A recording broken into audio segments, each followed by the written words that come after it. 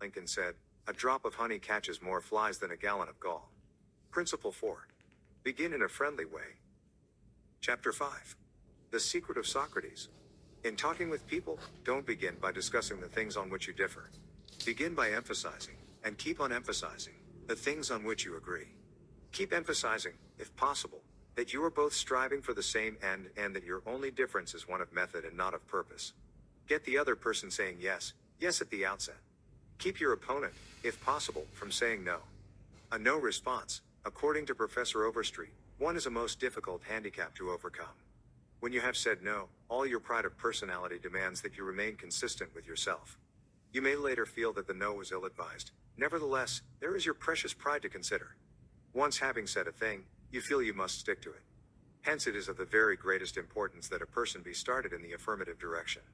The skillful speaker gets, at the outset, a number of yes responses. This sets the psychological process of the listeners moving in the affirmative direction. It is like the movement of a billiard ball. Propel in one direction, and it takes some force to deflect it, far more force to send it back in the opposite direction. The psychological patterns here are quite clear. When a person says no and really means it, he or she is doing far more than saying a word of 2 letters. The entire organism, glandular, nervous, muscular, gathers itself together into a condition of rejection. There is, usually in minute but sometimes in observable degree, a physical withdrawal or readiness for withdrawal. The whole neuromuscular system, in short, sets itself on guard against acceptance. When, to the contrary, a person says yes, none of the withdrawal activities takes place. The organism is in a forward-moving, accepting, open attitude. Hence the more yeses we can, at the very outset, induce, the more likely we are to succeed in capturing the attention for our ultimate proposal. It is a very simple technique, this yes response. And yet, how much it is neglected. It often seems as if people get a sense of their own importance by antagonizing others at the outset. Get a student to say no at the beginning, or a customer, child, husband, or wife, and it takes the wisdom and the patience of angels to transform the bristling negative into an affirmative. The use of this yes technique enabled James Eberson, who was a teller in the Greenwich Savings Bank, in New York City, to secure a prospective customer who might otherwise have been lost. "This man came in to open an account," said Mr. Eberson, "and I gave him our usual form to fill out. Some of the questions he answered willingly, but there were others he flatly refused to answer. Before I began the study of human relations, I would have told this prospective depositor that if he refused to give the bank this information, we should have to refuse to accept this account. I am ashamed that I have been guilty of doing that very thing in the past. Naturally, an ultimatum like that made me feel good. I had shown who was boss, that the bank's rules and regulations couldn't be flouted. But that sort of attitude certainly didn't give a feeling of welcome and importance to the man who had walked in to give us his patronage. I resolved this morning to use a little horse sense. I resolved not to talk about what the bank wanted but about what the customer wanted. And above all else, I was determined to get him saying yes from the very start. So I agreed with him. I told him the information he refused to give was not absolutely necessary. However, I said, suppose you have money in this bank at your death. Wouldn't you like to have the bank transfer it to your next of kin, who is entitled to it according to law? Yes, of course, he replied.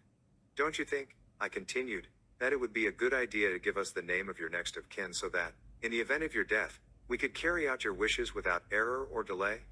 Again he said, yes. The young man's attitude softened and changed when he realized that we weren't asking for this information for our sake but for his sake. Before leaving the bank, this young man not only gave me complete information about himself but he opened, at my suggestion, a trust account, naming his mother as the beneficiary for his account, and he had gladly answered all the questions concerning his mother also. I found that by getting him to say yes from the outset, he forgot the issue at stake and was happy to do all the things I suggested. Joseph Allison, a sales representative for Westinghouse Electric Company, had this story to tell. There was a man in my territory that our company was most eager to sell to. My predecessor had called on him for 10 years without selling anything. When I took over the territory, I called steadily for 3 years without getting an order. Finally, after 13 years of calls and sales talk, we sold him a few motors.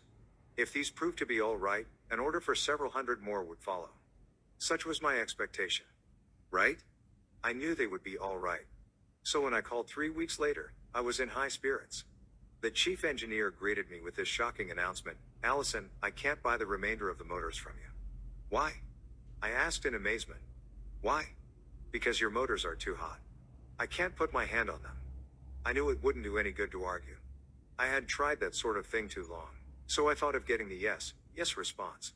Well, now look, Mr. Smith, I said. I agree with you 100%. If those motors are running too hot, you ought not to buy any more of them. You must have motors that won't run any hotter than standards set by the National Electrical Manufacturers Association. Isn't that so? He agreed it was. I had gotten my first yes.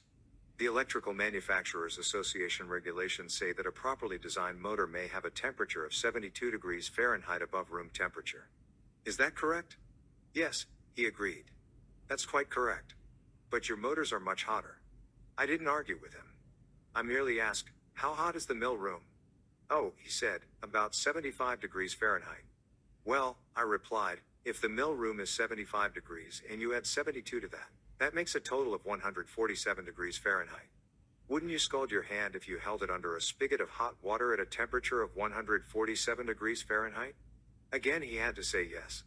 Well, I suggested, wouldn't it be a good idea to keep your hands off those motors? Well, I guess you're right, he admitted. We continued to chat for a while. Then he called his secretary and lined up approximately $35,000 worth of business for the ensuing month. It took me years and cost me countless thousands of dollars in lost business before I finally learned that it doesn't pay to argue, that it is much more profitable and much more interesting to look at things from the other person's viewpoint and try to get that person saying yes, yes.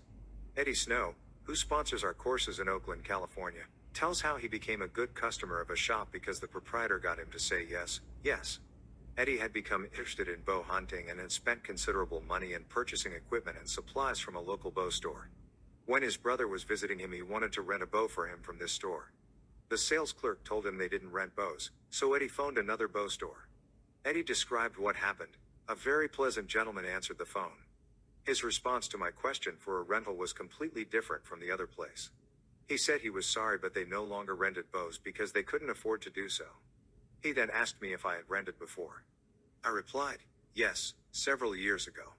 He reminded me that I probably paid $25 to $30 for the rental. I said yes again. He then asked if I was the kind of person who liked to save money. Naturally, I answered yes. He went on to explain that they had bow sets with all the necessary equipment on sale for $34.95. I could buy a complete set for only $4.95 more than I could rent one. He explained that is why they had discontinued renting them. Did I think that was reasonable? My yes response led to a purchase of the set, and when I picked it up I purchased several more items at this shop and have since become a regular customer. Socrates, the gadfly of Athens, was one of the greatest philosophers the world has ever known. He did something that only a handful of men in all history have been able to do. He sharply changed the whole course of human thought, and now, 24 centuries after his death, he is honored as one of the wisest persuaders who ever influenced this wrangling world. His method? Did he tell people they were wrong? Oh, no, not Socrates. He was far too adroit for that. His whole technique, now called the Socratic method, was based upon getting a yes response. He asked questions with which his opponent would have to agree. He kept on winning one admission after another until he had an armful of yeses. He kept on asking questions until finally, almost without realizing it, his opponents found themselves embracing a conclusion they would have bitterly denied a few minutes previously. The next time we are tempted to tell someone he or she is wrong, let's remember old Socrates and ask a gentle question, a question that will get the yes response. The Chinese have a proverb pregnant with the age-old wisdom of the Orient: he who treads softly goes far. They have spent 5,000 years studying human nature, those cultured Chinese, and they have garnered a lot of perspicacity. He who treads softly goes far. Principle 5. Get the other person saying yes immediately. Chapter 6. The safety valve in handling